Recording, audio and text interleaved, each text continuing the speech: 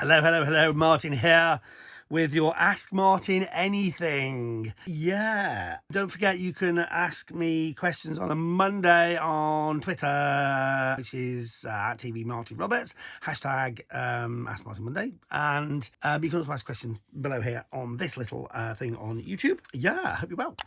So, what do you think? Did you consider ordering a Martin doll? I don't know if you saw that. We had some fun. Far too much time on my hands. It took forever filming that little stuff. Did it all myself. And the lovely Charlie did all the editing of it. But I set the whole thing with a doll's house and made a little... I'll let you into a secret, right? The hair wasn't working, okay, on the doll. So I don't know. It was just my hair wasn't looking right. And then Rolo, the dog, strolled in. I looked down and went, so the doll was actually, the hair was actually Rolo, the dog's, the Labradoodle's hair. But I thought he did a damn fine job. So anyway, yes, I don't know if you were sucked in at all, but I hope you enjoyed it. Yeah, we still had fun doing it. Anyway, la-di-da. This is Ask Martin Anything. Just to wish you a very happy Easter as well. I hope you have a pleasant, lovely, and can be with a few people at least, in close family bubbles and all that. And Easter, of course, is all about rebirth, and hopefully it's symbolic, as it always is, but even more so this year, maybe, of things getting better and us coming out of this fairly dismal time.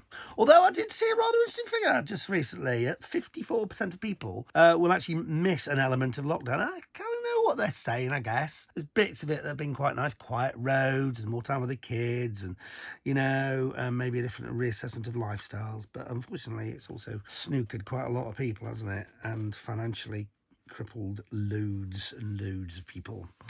So I think on balance, we say good riddance to COVID and lockdown.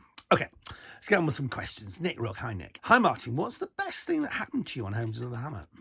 It's normally the people, right? It's always lovely when I hear the stories of people saying, we only did this because of you, and, we've gone on and done things, and we're now financially free. And that was one of the things that inspired me to do my property training courses and things. It's just really nice to see people be successful, genuinely, and hear their stories of success, and hopefully they can put some of the money they earn to good use, give it away to charity and all that kind of stuff. So there's some knock-on effects there. That's really nice. And we've had some really touching stories of people who've been, definitely been inspired. One lady we filmed in Stockport, and she was there having inherited some money from her mum who just died, and she said, we do this because her mum told her to. And we used to watch Homes Under the Hammer together in the hospice when I was with my mum. Yeah, and you've inspired us. And my mum said, do what this man told you to do. And they were buying this house at auction as a result of that, so that was a really touching thing. I love that. Anyway, so lots of nice things happen as a result of being associated and part of, and there from the beginning of this lovely show we call Homes Under the Hammer. Christopher Peacock, what's your favourite pastry-based snack, Martin? You strike me as a pork pie and brown sauce man. Ooh, not sure you're a fan of the more continental offerings. Well, you know what? You're on the money with the pork pie. You can't go wrong with the pork pie, right? I love pork pies. When I was growing up, there was this shop that used to make them fresh, and you'd get them, and they were just warm pork. Unfortunately, it resulted in me putting on about 15 stone when I was young. So I love pork pies, I do. I do like croissants. Freshly baked croissants that, they never are quite the same as you get them in France or the French bread, but pastry or croissant for sure. But not with brown sauce, by the way, pork pie. No. Pickle, yeah, Branston pickle type stuff, but or some handmade or homemade equivalent. But yeah, for sure. Christian, hi Christian, good morning Martin, hope you're very well. What's happening with property prices at auctions? Why are the prices so high? Some sell higher than ready-made market selling price. Will this drop back? Well, yeah, anecdotal evidence is saying that the prices being achieved at auction are pretty high. I guess it's interest. I think it's a combination of people thinking, maybe I'll have a go and do that property thing that I've been planning to do for years. I don't know.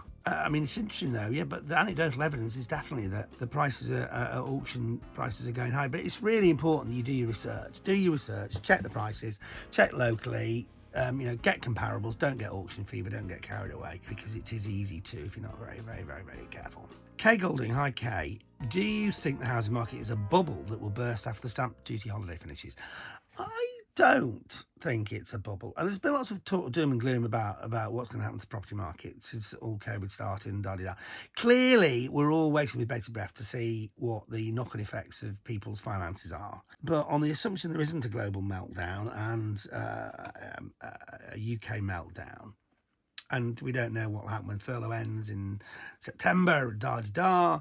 But people still need places to live, so I'm still a believer in property as something. And, there might be a correction for a bit, but I'm hanging my hat on it not happening. And anyway, if you've got a property that's delivering a good rental yield, that's not going to change. So, Catherine Freeman. Hi, Catherine. What's the best way to find out what an area in a different part of the country is like? Well, I want to be facetious and say the obvious answer, which is go there.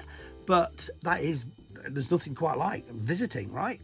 Talking to the people, walking around the shops, walking around the areas. That's the only way you're really going to get a strong feel for what an area is like. And I think you can't really shortcut that, can you? Well, I don't think you should anyway. I think that's all you can do, Catherine. Obviously, you can go online. You can check out lots of the stuff on the sort of property portals, which do list areas, and they look at sort of the quality of the schools in areas and the quality of, and there's always these surveys, aren't there? So the most wonderful place to live is, I think, is it Stroud that's just been said is one of the most beautiful places, best places to live in the UK. They look at different criterias, and so, but going there is the only way to do. Farlars. Hi Martin, hope you're well. What's the best treatment or solution for mold that keeps reoccurring in the same room? Any advice would be helpful. If you get reoccurring mold, my guess is that it is due to lack of ventilation. It is more often than not condensation induced mold.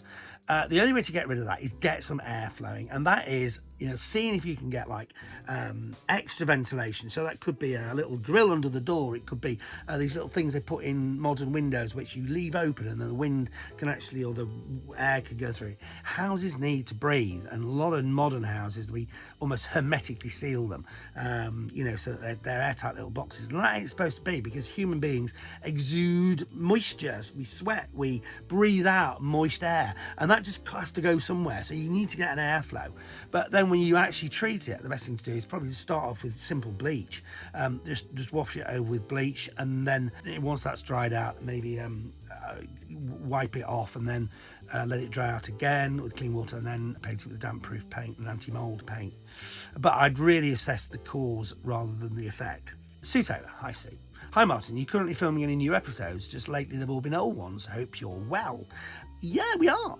Last week I was filming crazily. I've got a bit of a break over Easter, but yeah, no, definitely. We are filming new ones. It's harder, but we are definitely out there doing it. And they will make their way onto your screens in no time at all. Now, what they generally do is they sort of show one old one or two old ones, then a new one, and then another old one, then a new one. So in 1 week, you'll get a mixture of old and new shows. So just so you know. Final question for this half, because we're doing it now. We're cutting them down to make them shorter, because apparently people don't like long videos. It's like, okay, fine. So if we're just going to split basically the Ask Martin Mondays into two. This is the last one for this little section. Hello, I'm Matthew. Hello, I'm Matthew. The year is 2034. The UK is at war with the European Federation. Dun, dun, dun. You've been selected as an emissary, but forgotten to take a gift for the European president. You're at a petrol station. Hello, I'm Matthew. These questions are off the wall, and I love them.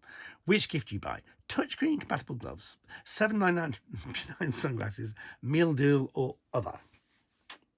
Well, I think you're crazy, and I love it.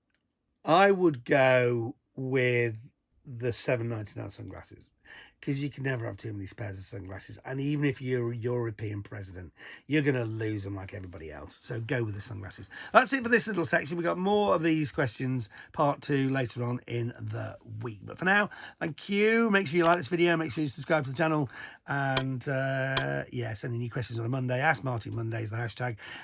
To at TV Martin Roberts. I almost forgot my Twitter address there, at TV Martin Roberts.